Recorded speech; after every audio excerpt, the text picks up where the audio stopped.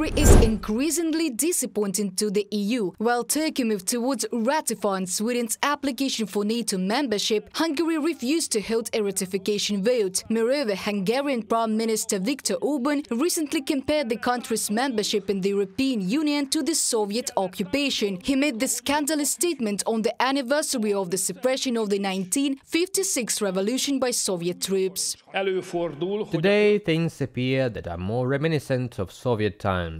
Yes, it happens that history repeats itself. Fortunately, what was once a tragedy is now a comedy at best. Fortunately, Brussels is not Moscow.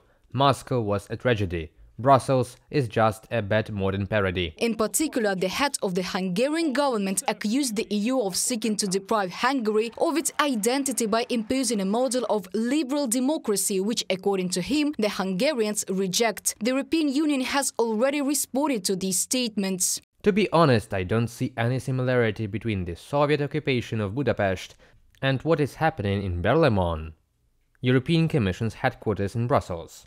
I didn't see any tanks there. No one is forcing Hungary to be an EU member. Josep Borrell, High Representative of the European Union for Foreign Affairs and Security Policy during the Europe and Peace Conference. According to The Guardian, a senior European diplomat told the publication that problems with Hungary were likely to become deeper and would increasingly jeopardize joint decisions on strategically important issues. The EU began to discuss reforming the Union. One of the points is the rejection of unanimous voting and decision-making by majority vote. Consensus decision is always a reason for a blackmail. As regards strategies, as regards international law, security issues, these should be accepted exclusively by the majority. This is the only way, as it seems to me, to reform the EU today, also at the level of the same European Parliament and other institutions that make this or that decision.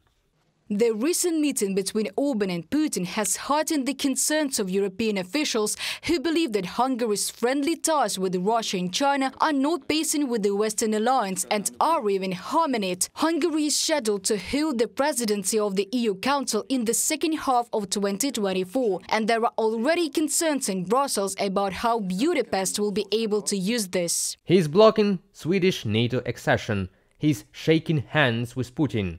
He is comparing the EU to the murderous dictatorship of the Soviet Union. Orban delivers sufficient evidence in less than a week that he is unfit to take over the EU presidency. Daniel Freund, member of the European Parliament. The Guardian reports.